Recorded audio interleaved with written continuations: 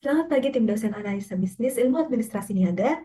Pada kesempatan kali ini, saya Jessica Wiandaskania, NPM 21067169976, kelas Niaga B, akan memaparkan mengenai Business Analysis Reporting dari perusahaan permainan online Electronic Arts menggunakan metode Event and Timeline Analysis sebagai bentuk penugasan ujian akhir semester genap. Pada pemaparan kali ini, saya akan menjelaskan mengenai company profile, background information, event and timeline analysis, competitor analysis, importance of business analysis report, limitations of business analysis report, dan juga recommendations.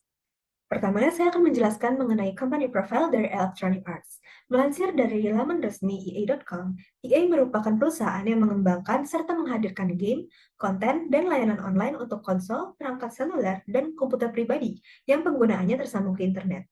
Didirikan pada tahun 1982 dan berkantor pusat di Redwood City, California Utara, dengan lebih dari 13.000 pegawai, per tahun 2022, EA telah menghadirkan dunia game online berkualitas tinggi, seperti EA Sports FIFA, Battlefield, Apex Legends, The Sims, Madden NFL, Need for Speed, Titanfall, dan F1 bagi 200 negara dengan lebih dari 600 juta pengguna aktif. Yang melatar belakangi Business Analysis Report ini adalah bahwa game online merupakan salah satu bentuk hiburan yang diminati oleh banyak kalangan. Terlebih saat terjadinya wabah pandemi COVID-19 yang memaksa sebagian besar kegiatan dilakukan di rumah, hal ini menyebabkan pertumbuhan demand atau permintaan atas game online ini semakin pesat. Namun, EA juga tidak luput dari badai PHK yang melanda lebih dari 500 perusahaan elektronik, di mana EA menurut pengajuan kuartalan pada Maret 2022 yang memiliki kurang lebih 13.000 karyawan harus memutus hubungan kerja dengan 6% pegawainya atau sekitar 800 orang. Tujuan dari analisis ini adalah mengidentifikasi bagaimana EA mampu untuk terus berkembang, bertahan, dan bersaing di antara kompetitornya. Dan output dari analisis ini merupakan rekomendasi bagi perusahaan untuk terus mempertahankan eksistensinya di pasar. Selanjutnya mengenai event and timeline analysis. Event analysis didefinisikan sebagai proses pengumpulan, analisis, dan pemahaman data terkait dengan event atau peristiwa tertentu dalam konteks bisnis. Sementara timeline analysis berfokus pada analisis dimensi waktu dari data atau peristiwa. Ini melibatkan pengumpulan dan pemodelan data terkait dengan aspek waktu. Singkatnya, event and timeline analysis ini adalah metode analisis yang digunakan untuk mengumpulkan data dari event dalam urutan waktu atau kejadian. Hal ini digunakan untuk membantu mengidentifikasi pola atau tren yang terkait dengan aktivitas industri, memprediksi event di masa depan, dan mendukung pengambilan keputusan strategis. Laporan analisis bisnis berperan penting dalam mengidentifikasi masalah, mengevaluasi kinerja, dan membantu pengambilan keputusan dalam bisnis. Laporan ini akan memberikan informasi tentang kinerja bisnis, mengidentifikasi tren dan peluang, serta memberikan data yang diperlukan untuk membuat keputusan strategis. Jadi tujuan dari event and timeline analysis ini adalah untuk membantu perusahaan memahami, menganalisis, dan mengkomunikasikan peristiwa secara kronologis dan memvisualisasikannya dengan lebih baik. Selanjutnya mengenai event and timeline analysis dari perusahaan Electronic Arts, di mana saya menampilkan data singkat tentang peluncuran mega project dari Electronic Arts yang telah dilakukan semenjak mereka pertama kali berdiri hingga saat ini.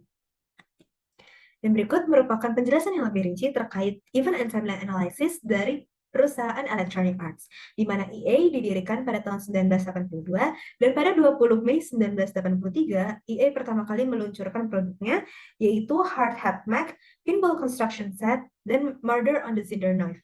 Dan pada tahun 1991, EA memperkenalkan dan melaunching sports brand mereka, yaitu EA Sports, dan membeli beberapa lisensi olahraga seperti basket, baseball, dan golf.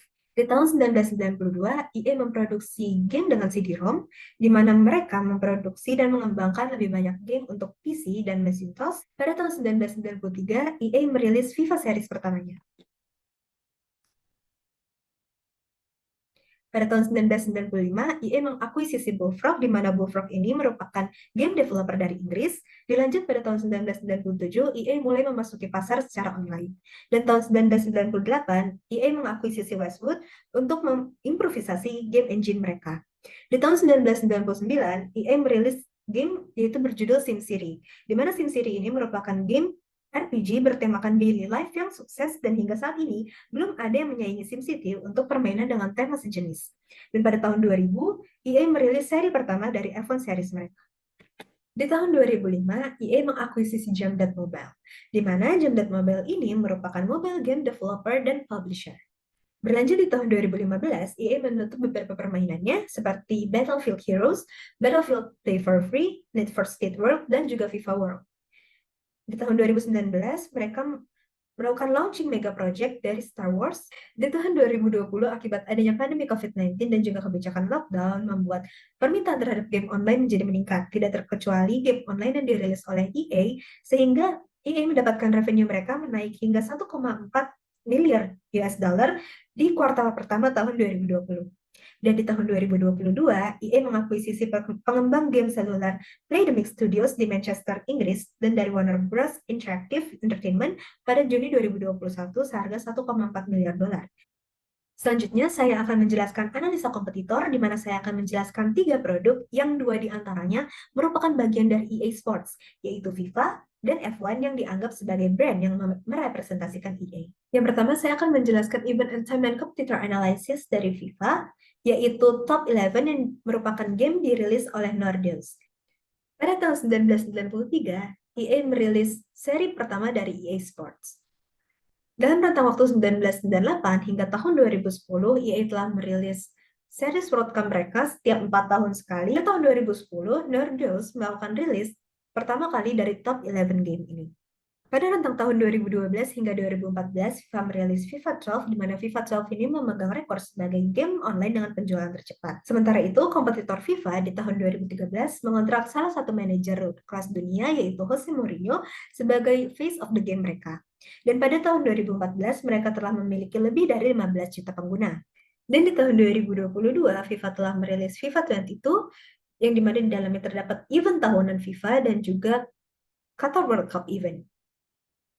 Selanjutnya adalah event and timeline competitor analysis dari salah satu produk EA Sports yang lain, yaitu F1. Di mana pada tahun 2000, EA merilis pertama kalinya series F1 Championship.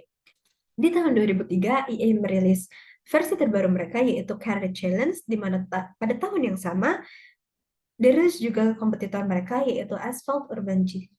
Tahun 2011-2012, EA merilis series baru mereka, yaitu F1 Restarts.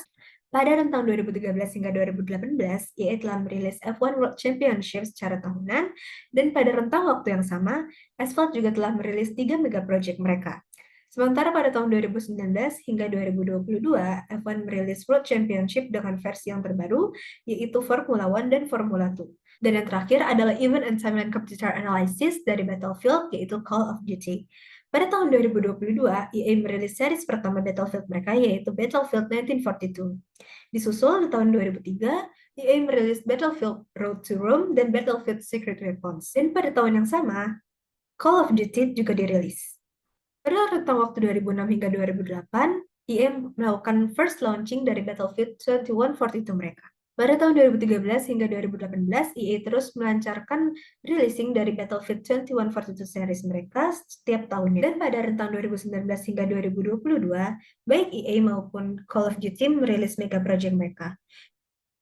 Dan selanjutnya adalah mengenai importance of business analysis report. Laporan analisis bisnis mampu membantu perusahaan untuk meningkatkan efektivitas, pengendalian manajemen, memperkirakan tren pasar, serta memahami persaingan di pasar.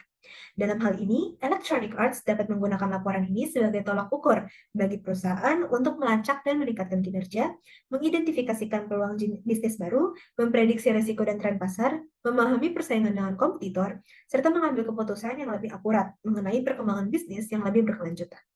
Analisis bisnis ini juga tidak luput dari limitations atau hambatan yang ada di dalamnya.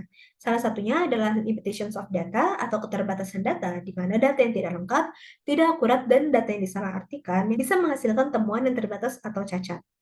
Jadi ketepatan dan akurasi data menjadi kurang dapat dipercaya. Selanjutnya adalah couldn't provide the proper solution. Laporan analisa bisnis ini dapat digunakan untuk mengidentifikasi masalah dan bagaimana perjalanan suatu organisasi hingga titik tertentu. Sehingga dibutuhkan penerapan dan beberapa trial dan error sebelum akhirnya analisa bisnis itu dapat digunakan Selanjutnya adalah uncertain business environment. Laporan bisnis ini berisi laporan didasarkan pada keadaan yang terjadi saat ini. Namun tidak dapat dipungkiri akan ada perubahan yang terjadi dalam lingkungan bisnis yang dinamis. Sehingga laporan harus terus mendapat pembaruan untuk menjaga agar isi di dalamnya tetap relevan dengan kondisi yang ada. Selanjutnya adalah rekomendasi untuk perusahaan electronic arts. Yang pertama adalah inovasi dalam pengembangan game, di mana inovasi ini adalah untuk mengeksplorasi teknologi baru, gameplay yang unik, dan cerita yang menarik.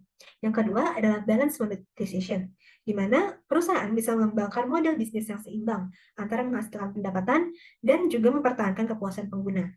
Dan yang terakhir adalah focus on user experience, di mana perusahaan harus fokus pada pengalaman pengguna.